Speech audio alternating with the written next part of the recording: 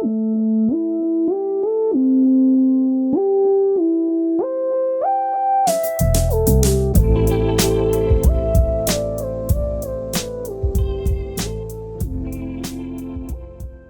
are listening to the Drunken Pen Writing Podcast. I'm your host, Caleb James. With me, as always, Spencer, the Gatlinburg Gator Groper Church. Wasn't I doing something to the Gators not too long ago? I don't think so.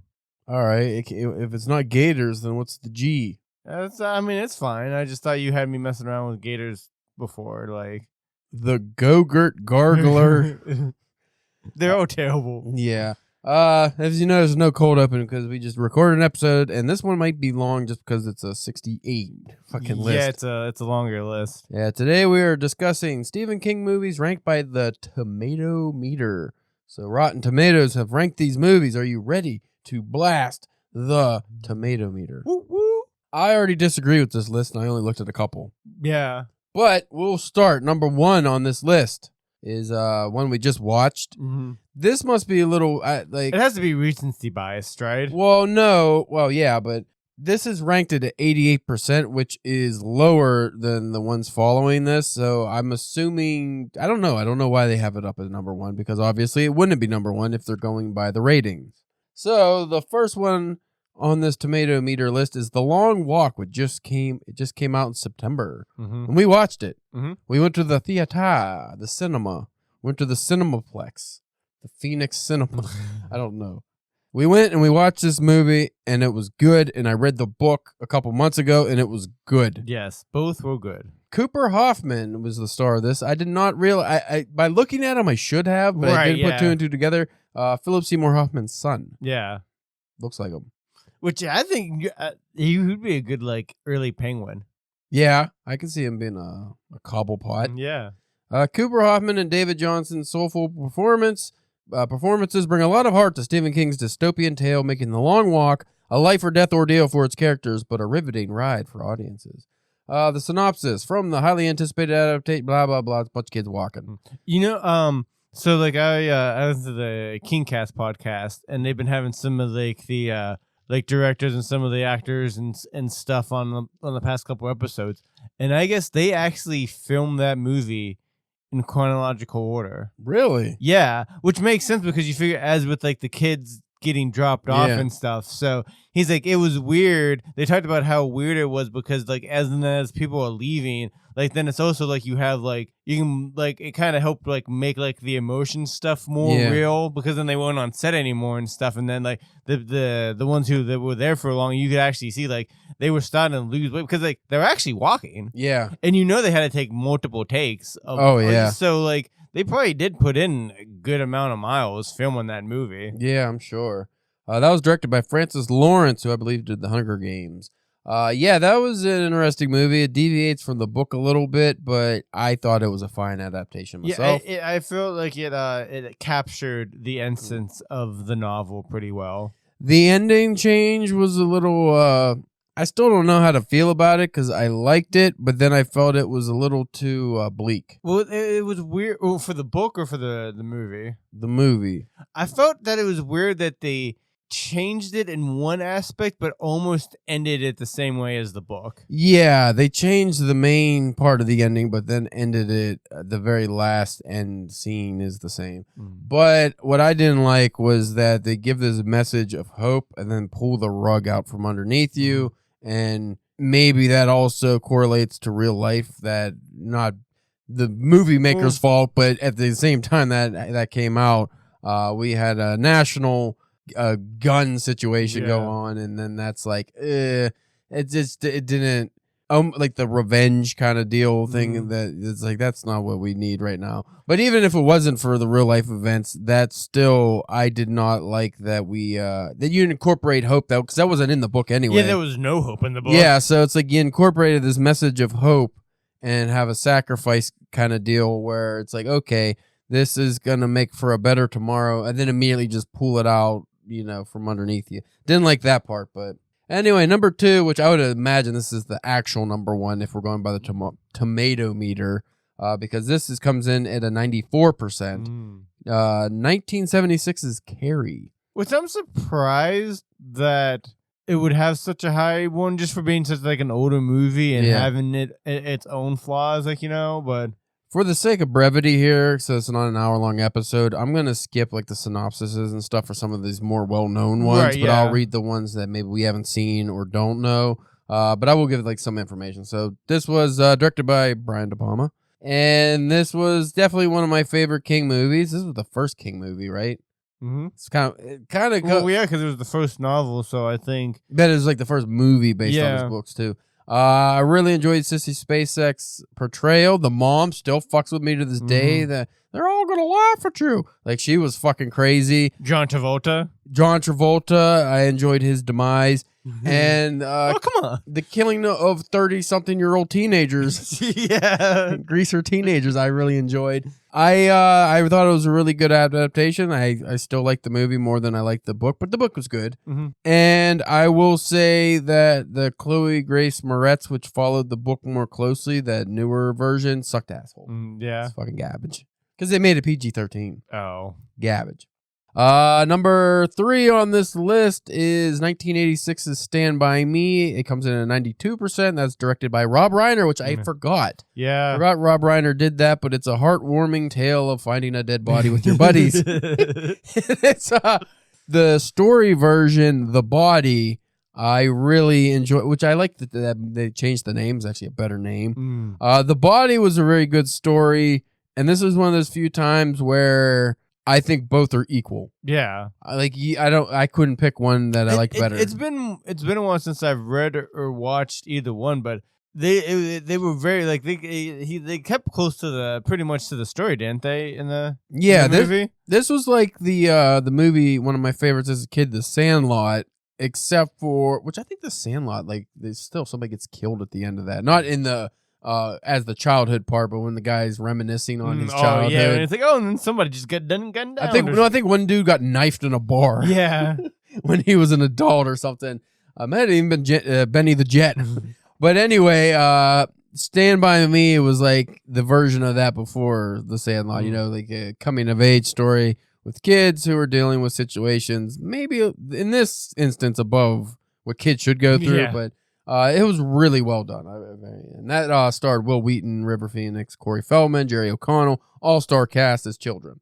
The next one on this list, here's the one I disagree with so far, but it came in, again, this is just percentages, that's why they're chosen this way, but 2017's 1922, which came out, 2017, which comes in at a 92%. So for those unaware, this was on Netflix. This was directed by Zach Hilditch. It is about a rancher who conspires to murder his wife for financial gain and convinces his teenage son to participate. Stars Thomas Jane and some other people. Really good movie. I enjoyed it, but it's the one I'm never going to watch it again. Yeah. It's like one of those ones where it's like, oh, that's a really cool movie. Weird that they even made it, I think. It's just one of those ones like, that's an odd choice. Because most people haven't heard of that. I never heard the story. It's just a short story. Yeah, so one of those ones they probably paid low dollar for and they were able to make. Well, I think that was also one of those ones where it's like it helped because I think Thomas Jane is like a Stephen King fan. Yeah. So whenever he was in The Mist, right? In The Mist, Dreamcatcher, which will but I think I think even like of his novels, he's a fan. So they probably were able to be like, well, we got this obscure short story. Do you want to do it? But this for me falls in like the Dolores Claiborne territory. A really good movie, but it's like one you just didn't expect to be a movie, So that's it's worth checking out. But again, this just goes by the scores. But I feel like the score is higher on this because probably less people saw it and rated it. Yeah. If you have 1 million people rate a movie and you have 100,000 people rate a movie, if they both rate a movie kind of good, the one that has 100,000 is going to be higher just because there's less rating. So. It's like the old thing. If you only get 3 reviews on Goodreads, but they're all 5 stars, you got a 5-star book. Yeah. Technically, yeah. But then if you get another 20,000 people to review it and they all hate it, now it's a 1-star book. Number 5 on this list, Gerald's Game, which also came out in 2017. This comes in at 91%, directed by Mike Flanagan. One of Mike Flanagan's early Stephen King adaptations. Really good. Yeah. I have not read the Gerald's Game story yet, or is it a book? It's a book. I have not read it. But from my understanding, they capture the essence perfectly in the movie, as Mike Flanagan often does. Fucking brutal.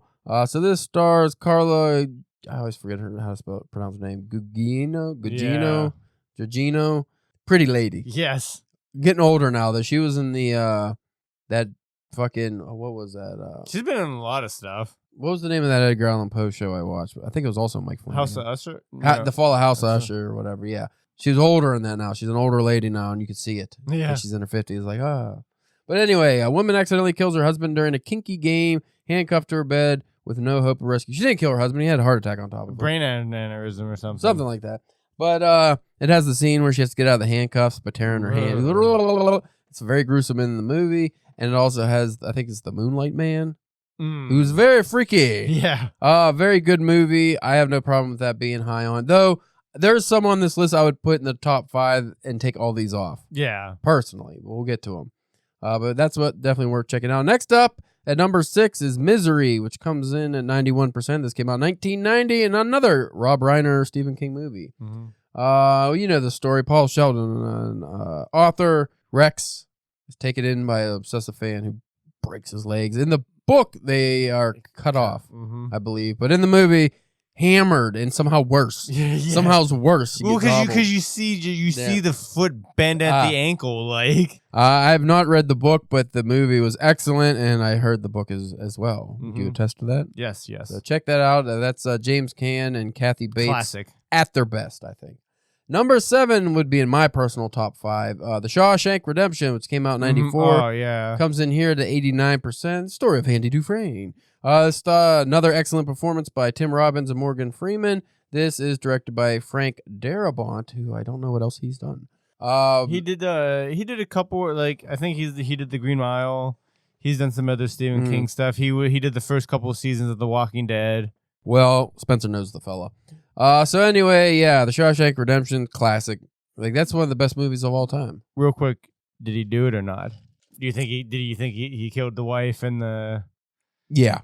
Yeah, he did it. He fucking did it. He had a gun on. I went there to kill her, but she was already dead. That old. I don't know. In the story and in the movie, there's a prisoner that admitted to doing it. So I don't know. Who knows? Who cares? He got bum-diddled. A lot of mouth stuff. Yeah, so I would say he more than paid for the murder. Plus, back then, women weren't. They were proper tie. Yeah, they weren't fucking people. You had your right to kill him.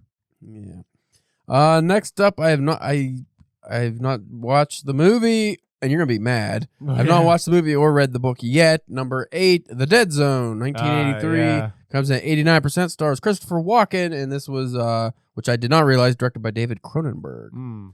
When Johnny Smith, Christopher Walken, awakens from a coma caused by a car accident, he finds the years have passed, and he can see things, right? Yeah, he can touch things in people's, and he'll get like either flashes of the past, and or even sometimes he'll get visions of the future. Now, this is one of your personal favorites, right? Yeah, I just for some reason whenever I read it, I really dug The Dead Zone. So would the movie bump up into your top 5? The movie I probably wouldn't. But if you did books. Yeah, the books are definitely in my top 5. The movie is good, but I wouldn't. Yeah. Maybe if they did like a newer version of it, right? I would maybe like that one, a little bit better. But coming in at number 9, Dolores Claiborne, 1995, comes in at 86%. Another Kathy Bates. Yeah. Stephen King movie. See, I read but didn't watch. Yeah, and this also stars Jennifer Jason Leigh and Christopher Plummer.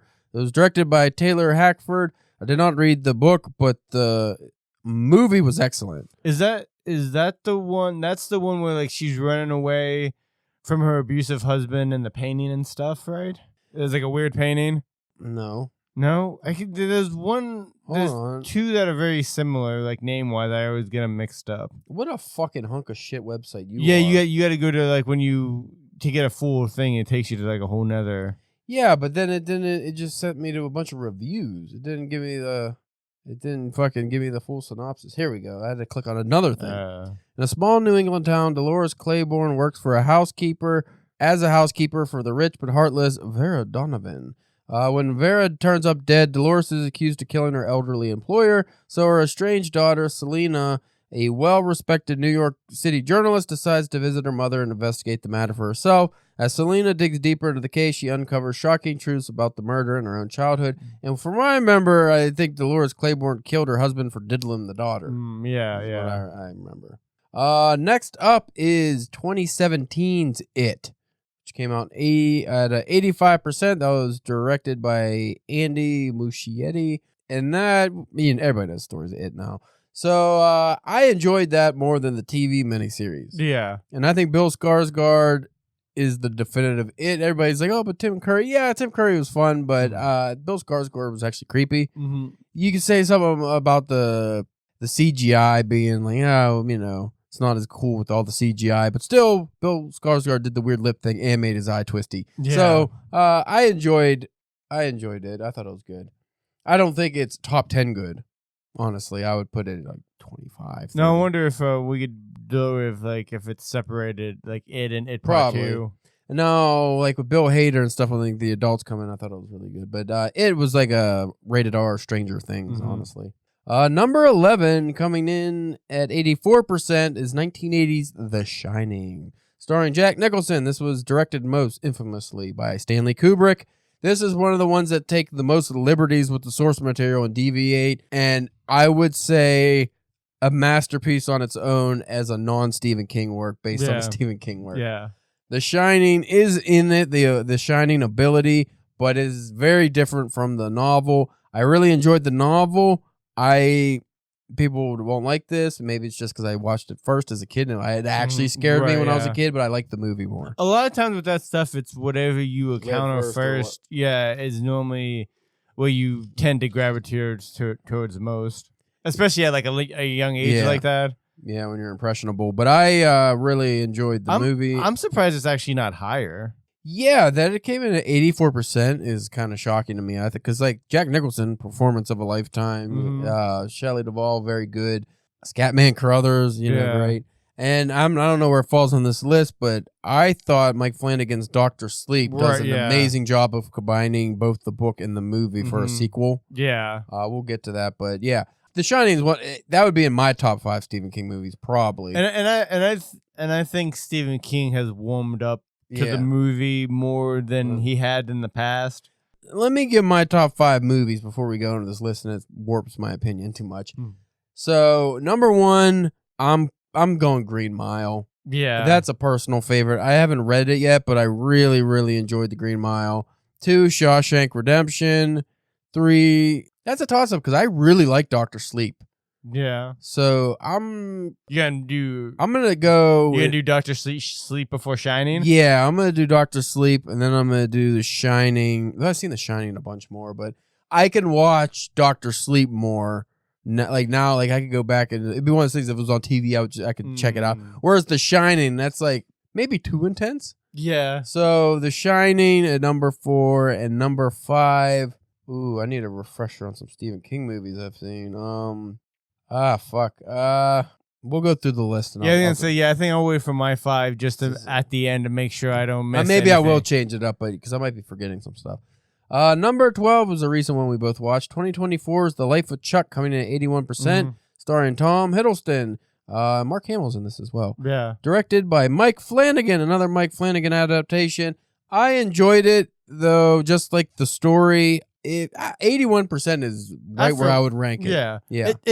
It's surprising. We're not surprising when you read it, but it's uplifting. It's surprisingly because it's not something you would necessarily expect out of Stephen King. Yeah. But it was a very uplifting, heartfelt story. It's a weird semi-paranormal story about a guy dying and the world being shaped around his death, kind of apocalypse / memories from the past. It's a weird one. I'm not going to do it justice, and I'm not going to read the synopsis because I don't want to go to the second page. Also, I just found my number 5, which I'm going to bump up to number 3. All right. 1408. Oh, forgot about that. That was the one I was trying to think of. So my list would be Green Mile, Shawshank, 1408, Dr. Sleep, The Shining.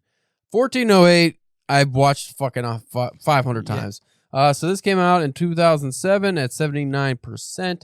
Mike Enslin is a successful author who enjoys worldwide acclaim, debunking supernatural phenomenon. So he's a really good author, but is taken up after his daughter's death to writing books about traveling to haunted hotels and kind of debunking how shitty they are, till he comes to the Dolphin Hotel, run by Sam Jackson. Yeah. John Cusack and Samuel L. Jackson both did amazing performances. The room 1408, which I think adds up to 13 Yeah. on the 13th floor that doesn't technically exist, is a very, as Sam Jackson says in the movie, it's an evil fucking room. Yeah. This was directed by Mikhail Hafstrom, and it's actually, the movie is set on like Dante's Inferno, which I watched a documentary on. It was really cool about how they broke it down and stuff. And one of the most fucked up movies in regards to just like the horror elements. I really enjoyed it.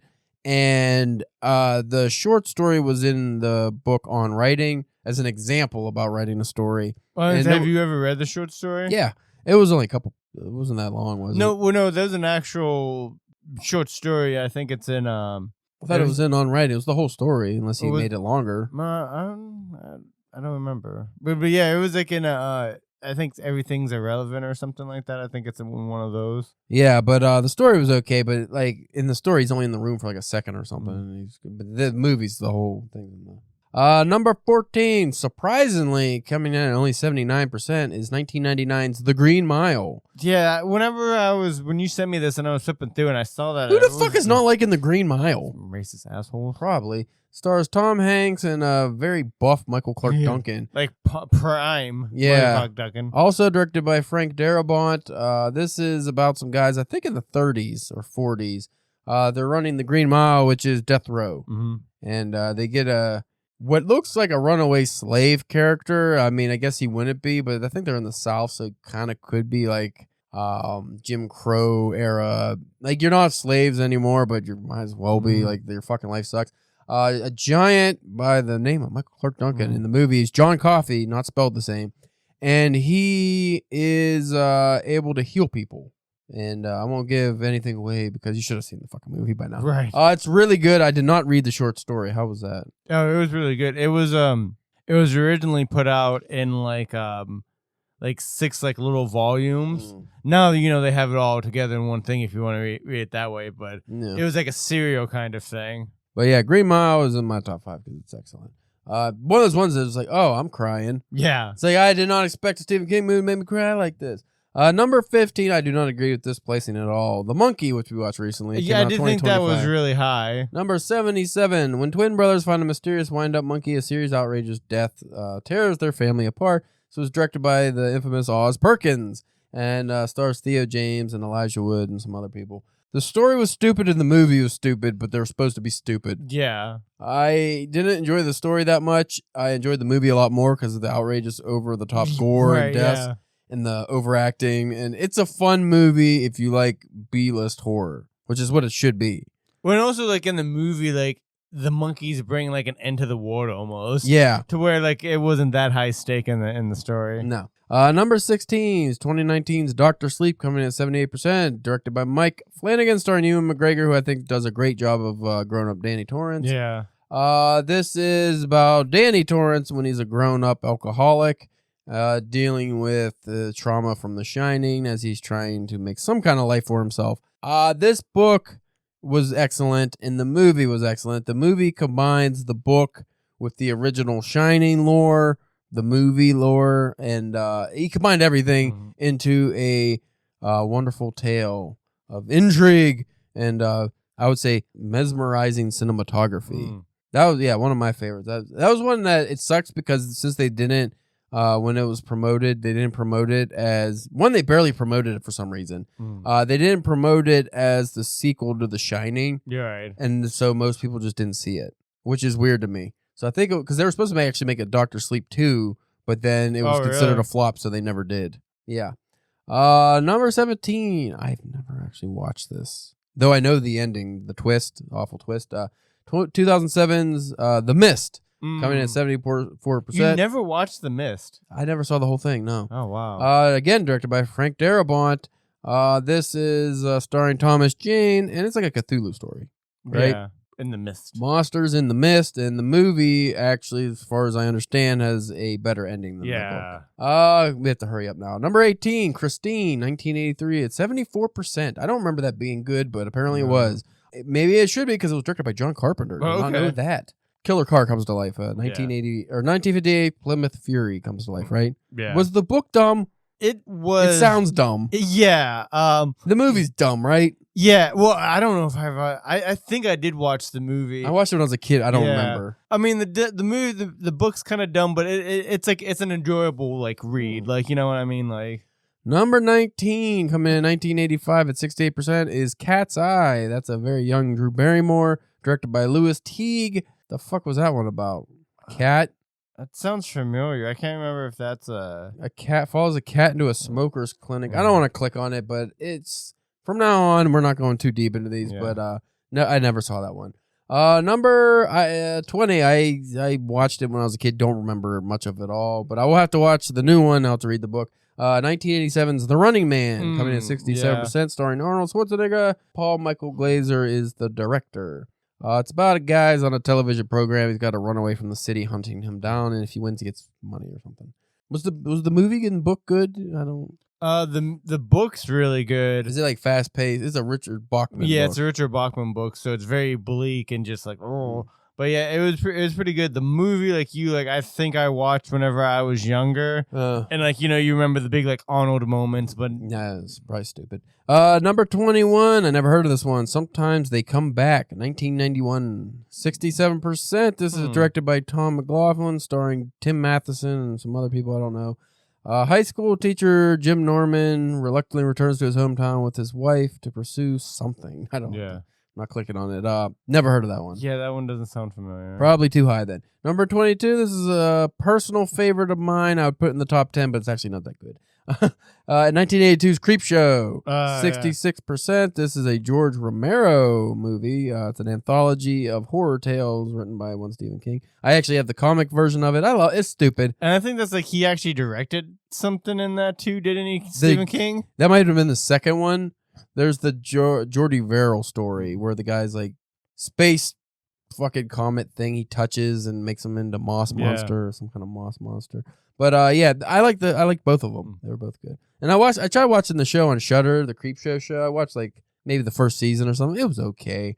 The thing is, like the 80s ones, like they're goofy. It's like Tales from the Crypt. It's like, oh, these are stupid. Yeah. They're supposed to be stupid and over the top. But now when you watch just the Shudder one, it's just like it comes off as mediocre for some reason. And also, like back then, it's like that's the best they could do. Yeah. I just remember Ted Danson, Leslie Nielsen, and Ted Danson. The story where Leslie Nielsen buries Ted Danson on the beach, and then the tide comes in and drowns him. But then he comes back as a zombie, a big-headed Ted Danson zombie. And they bury Leslie Nielsen, and Leslie Nielsen's in the sands like, I could hold my breath for a long time. And it's like, why is this happening? I don't buy Leslie Nielsen as a serial killer or anything. But number 23, this is weird that it's this low on the list, but 2019's It Chapter 2. Coming in at 62%. Again, Andy Muschietti. I know people didn't like the sequel as much as the first one, but yeah, I thought they're both fine. They're okay. Watch them as one movie, really. Number 24, I've not watched this. 2023's The Boogeyman. Yeah, we missed that one. 61%. That is directed by Rob Savage. Cool name. High school students Sadie Harper and her younger sister Sawyer are reeling from the recent death of their mother, and then a story unfolds. I don't remember hearing about that. I remember it coming out last year. Yeah. We just never got around to watching it or reading it. Oh, well. Number 25, Steve Spencer's all-time favorite. 1983 at 60%, Cujo. Directed by Louis Teague again. Dog that pisses acid. That's all you need to know. I didn't remember liking the book or the movie. I didn't want to read the book, but I don't remember liking the movie. I was like, why do they make this? This is one of those things like, why are they making stuff? That was one of those things you could only make in 1983. Like, it was 2003. They're like, you're not fucking making a Cujo movie. They'll probably bring it back. Now we're into Rotten. So that was still fresh. Okay. Up to 60%. Now the list is all rotten. So they're all bad. I can't wait to see if you agree or disagree. Number 26, The Dark Half, which came out in 1993. It's only at 58%. This is a George A. Romero movie. I did not know that. I liked the book. I never saw the movie. Didn't know there was a movie. Starring Timothy Hutton and Michael Booker. Michael Rooker, not Booker. I always say Booker. Michael Rooker. I cannot remember. Yeah. This one I agree with. Number 27, 2019's Pet Sematary, coming in at a rotten 57%. This was directed by Kevin Kolsch and Dennis Widmer. When you have two directors, it sucks. Most of the time, yeah. I watched that when it came out. Did not like it. I didn't like the changes, and I just didn't like it. I didn't like the original. I didn't like the second one with annoying Edward Furlong, though I did like Clancy Brown's dead body guy. He's a Clancy Brown's great. Yeah. They should have made Clancy Brown Judd or Jed. They should have made him Jed in this new Pet Sematary, because why not? Yeah. They got fucking, what's his name from Third Rock from the Sun? Yeah. John Lithgow. Yeah. Why is that the only thing I remember him from? They got John Lithgow, which does not at all. When I think of Jed, I don't think of, John Lithgow. So not good. No good. Number 28 is 1989's Pet Sematary, also at the 58%. And that was directed by Mary Lambert, and also not a very good. That one wasn't good because of it was too 80s. Like the aesthetic was far too 80s. And then the new one, it was just too CGI and dumb shit. Number 29, Apt Pupil, which came out in 1998. That was a 54%. I liked the story, but it just kept going, and it was pissing me off that it was so long. And then I never watched the movie. It's a Bryan Singer movie, which is odd. Oh, that's weird. Stars Ian McKellen. That just puts an extra stance of gross on it. Yeah, and it's about a kid who befriends a Nazi or something. Or blackmails a Nazi. I forget. It's fucking dumb. Number 30 is 2013's Carrie, and I'm not going to read the percentage anymore because fuck it. Yeah, we're still like halfway through. Yeah, that's directed by Kimberly Pierce, starring Chloe Grace Moretz, and it sucked. It was a bad movie. Julianne Moore did an okay job as the mom, but not anywhere near as good as the original mom. Just didn't like it. Big Driver, 2014. What the fuck is Big Driver? Oh, that was like a short story. It's another like revenge, like this guy, like he sets up like a thing to wooden planks with nails in the road, so like people will hit it and like their tires go flat, and he goes and then he rapes them. All right, that's enough. I don't even want to hear about it no more. Number 32, Hearts in Atlantis, 2001, starring, surprisingly, Anthony Hopkins and Anton Yelchin. It was directed by Scott Hicks, and apparently my sister read it. Is it a short story collection? Yeah. She read it, and I don't think she liked it. It was weird because like it kind of tied in a lot to like the Doc Tower stuff. So if she's not familiar with some of that stuff, she might not be like, what the fuck is going on? Yeah. Number 33, 2024, Salem's Lot. That was a movie? I thought that was... I think it was like, wasn't it like an HBO Max movie or something? Yeah. That was directed by Gary Doberman, starring Lewis Pullman. I didn't see it. Tales from the Dark Side, the movie, comes in at 34. This was 1990. That was another anthology, wasn't it? I think so, yeah. John Harrison directed, starring Debbie Harry, Christian Slater, but apparently it sucked to the tune of 46%. Number 35, Secret Window. It came out in 2004. That's a Johnny Depp, John Turturro movie, directed by David Hope. As far as that's not a little higher, I remember enjoying that movie. Yeah, I don't know. I remember it was okay. Actually, I remember watching it and not even realizing that was a Stephen King adaptation because I never read which should make sense because it's a writer. Yeah, you're right, yeah. Number 36, Mr. Harrigan's Phone. That came out in 2022. That was directed by John Lee Hancock, starring Donald Sutherland. Never heard of it. I think that's another like Netflix one. I've not heard of that one. Apparently it's awful. Number 37, Silver Bullet, 1985. That's a Gary Busey, Corey Haim movie directed by Dan Attias. And say if that doesn't put it in your top 5, I don't know what will. Sounds great. Number 38, Firestarter. It came in at came out in 1984, directed by Mark L. Lester. That was another young Drew Barrymore. I remember thinking it was dumb. Yeah. And going, I'm never going to read the book now. Oh, really? Yeah. And I probably never will. Number 39, Children of the Corn, 1984. That was directed by Fritz Kirsch and starring a bunch of people I never heard of. Shit. Yeah. I remember it being shit. I remember every other one they ever made shit. Oh, they make 100 of them and they're all shit. Number 4, it's like, oh, this movie is terrible. Nobody likes it. Let's make it a franchise. Number 40, The Lawnmower Man, came out in 1992. That was a Brett Leonard movie starring, again, Pierce Brosnan was actually in this, so that's somebody. It was like about a weird disabled landscaper and loves lawn mowing or something. It was dumb. It's very strange. Was the story stupid? Yeah, I think so. Number 41, In the Tall Grass, came out in 2019. That was a Vincenzo Natali piece there. It was a movie he directed. I watched it. I thought it was okay, but I liked the short story by Joe Hill and Stephen King. It was a co-written story. The story is better than the movie. Yeah. But I mean, just as like it's worth one watch. I don't think it's 36% bad. Right. Stephen King's The Night Flyer. That came out in 1997. That's number 42, directed by Mark Pavia. I don't know what that is. Number 43. Jesus, there's a lot. Number 43, Needful Things, came out in 1993. Book's amazing. That is directed by Fraser C. Heston, who did an awful job. When a creepy older man named Leland Gaunt moves to a small town. Needful Things, I thought it was a collection. Is it? No, it's it's basically the devil moves to your town and he sets up the shop and he always has the thing that you need. Like whatever you're looking for, he has it, but then it has some bad juju with it. I got it. That's enough. That's enough of that. I don't want to read it. I don't want to watch it. I'm never going to do nothing. Oh. No more Stephen King. Number 44, A Good Marriage. This came out in 2014. It was so bad nobody even watched it. Directed by Peter Askin. Bunch of people I never heard of. Yeah, fuck that movie. Number 45, Children of the Corn 2, The Final Sacrifice. All the corns better not be on this list. Directed by David Price. Did Stephen King write a Children of the Corn 2?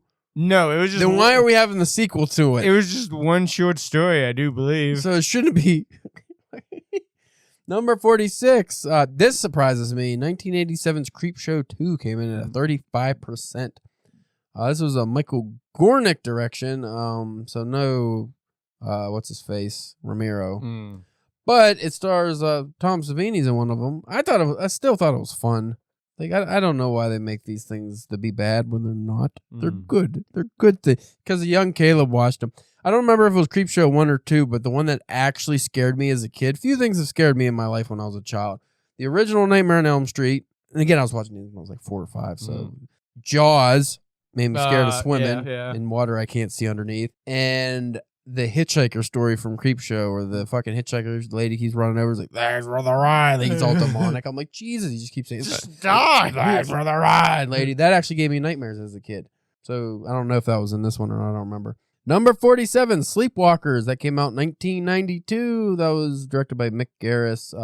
Never saw that one. Number 48, Spencer's all-time favorite, and I don't know why I thought it sucked. Oh, it's because it did suck. 2003's Dreamcatcher. I have a soft spot for Dreamcatcher. It is a Morgan Freeman, Thomas Jane, and Jason Lee movie directed by Lawrence Kasdan. Like, I wouldn't put it up there like real high, but it's like it's on my like top 25. Like, it's, I don't know why. When I watched it when I was younger, I didn't like. I always enjoyed it. Like, the one thing that bothered me about that is the big climax where Duddits turns into an alien and fights the other alien. Yeah, he calls him Mr. Gay, and that really takes the impact of the moment away. Yeah, Mr. Gray, Mr. Gay. And I was like, no, just let him say Gray. He doesn't have to call him that. I think the ending in the book is a little bit better. It's still, the book itself is still not great, but I still have like a soft spot for it. Number 49 is one of those ones where it's such a great title. I mean, anything where you have shit weasels in it. All right. That's enough of Dreamcatcher. Number 49 is one of those ones where it's such a great title that it sucks that the movie and story aren't good. The Mangler, 1995. That's a Toby Hooper who did Texas Chainsaw Massacre. Stars Robert Englund. Should be great. Yeah.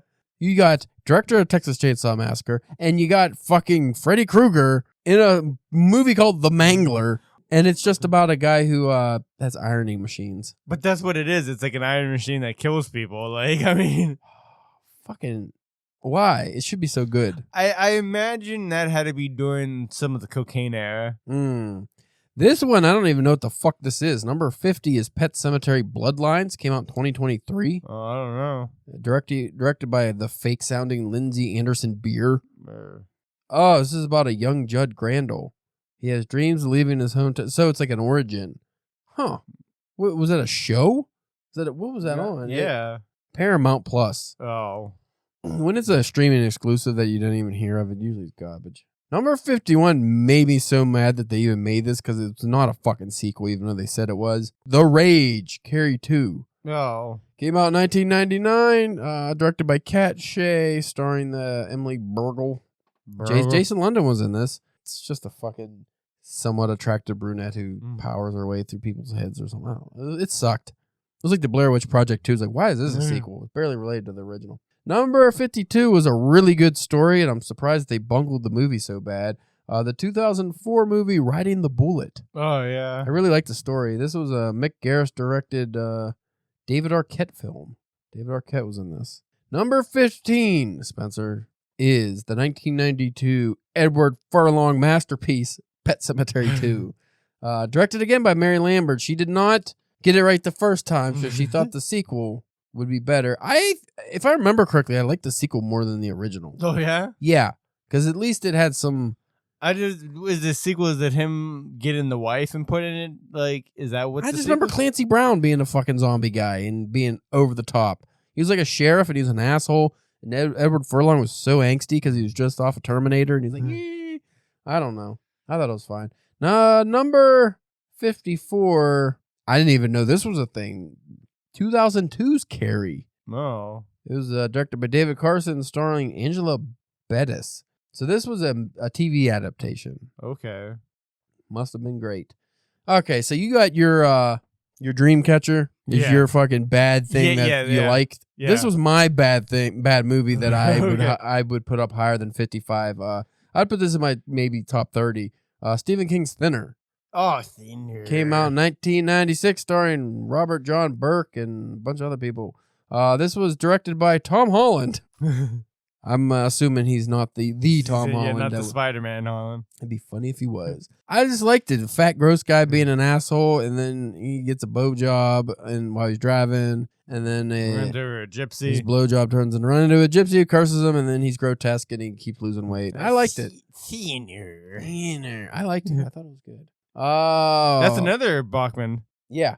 1996 Lawnmower Man 2 Beyond Cyberspace came in at 56. I didn't know this was a thing. Number 57, The Diary of Ellen Rimbauer, 2003.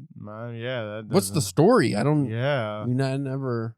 Critical consensus. No consensus yet. So nobody liked it. Never heard of this. No, I don't. That doesn't ring any bells. Number 58, The Dark Tower, 2017. That comes in at 16%. Unfortunately, that's probably fair. You have Idris Elba and Matthew McConaughey, and you fucking just fucked it so bad. Oh, terrible. Number 59. Now, this was Stephen King directing his own movie. Some might say a modern masterpiece upon reflection. 1986 Maximum Overdrive, starring Emilio Estevez. Directed by Stephen King. I just remember him all coked out in the trailer, pointing right at the camera saying, I'm going to scare the hell out of you. And I'm like, dude, you're on drugs. You're already doing it, sir. You just should film yourself talking. And that's all. Imagine if he had a masterclass when he was all coked up. Oh, my God. I'd love it. So, yeah, that was a bad movie. You're not going to be able to guess number 60. No. You want to? No, just do Children of the Corn 5. What happened to 3 and 4? Oh, they're probably farther off. Like directed by the rest of the list is just Children of the Corn. Directed by Ethan Wiley. This one stars Alexis Arquette. Yeah, not a good one. Number 61. Oh, actually, this is a big surprise. So we go from 1998 Children of the Corn 5 to 2020's Children of the Corn. So they did like a reboot. A reboot directed by Kurt Wimmer. Not good. 10%. 62%. Apparently everyone hated this movie. I did not watch it. No. 2016's The Cell. Oh, that's supposed to be pretty bad. Which is weird because we bring back the team from 1408 and Yeah. John Cusack and Samuel Jackson. And it's a Stephen King adaptation. And it's shit. It's weird. Let's use the same formula of all these same things that are awesome. Yeah. And then make it shit. Number 63. Because the original Firestarter wasn't dog shit enough, they did one in 2022 starring Zac Efron. Did you watch this? No. Well, apparently it was shit. Not good. Number 64. Oh, I can't. No way. This comes in at 0%. The lowest ranked movie on this list so far. Children of the Corn Revelations from 2001. Why are there so many? What deal with the devil was made that we had to have 30 Children of the Corn movies when none of them were good? It's not like, oh, this is a cult classic even though it's bad. No, none of them were good. Number 65. Sometimes they come back for more. This came out in 1998. Also 0%. Never heard of this one. Number 66. Oh, my goodness. So this came out in 1999, and I'm sure this was expected to resurrect the franchise. Children of the Corn 666, Isaac's Return. So we needed more title. They thought that was the problem. There wasn't enough title. If we have more title, we'll have better luck. Not good. Number 67, coming in at 0%. I actually forgot about this. I don't think I watched this, actually. 2006 Creepshow 3. This was directed by Anna Clavel and James Glenn Doodleson, starring a bunch of nobodies. And maybe I'll check that out tonight or something. I never heard of that one. Number 68, Graveyard Shift, 1990. Not good. And finally, the final one. Which Children of the Corn is it? Number 69. How fitting. 2009's just Children of the Corn reboot. That 0%. So I'm gonna go ahead and say the 30 Children of the Corn movies probably not worth watching. No. So after watching that, what's your top 5? Shawshank, Green Mile, probably The Mist. I wish I could almost put like The Shining and Doctor Sleep together. But yeah, maybe that would be like The Shining and like Doctor Sleep probably. No Children of the Corn. No Children of the Corn. What about Isaac's Return? 666 Resurrection. Definitely not that one. That's like when you find out there's 30 more Hellraisers. Like, when did these come out? Straight to DVD Hellraiser. So anyway, that is a list. We did like The Long Walk. Not enough to put it in the top 5, though. Probably not now. Too early. Too soon. Yeah. Too soon. If you want to check us out, you go at DPW Podcast on Instagram, Facebook, Twitter, and YouTube.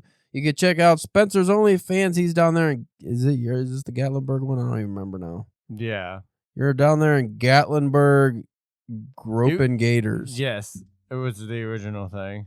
Then you said a couple other ones because I critiqued you about gators. I don't remember. You can follow me at CalebJamesK.com where I publish stuff, and that is it. That's it, folks. We will check you out next time because my head is hot now. My ears hurt. Yeah.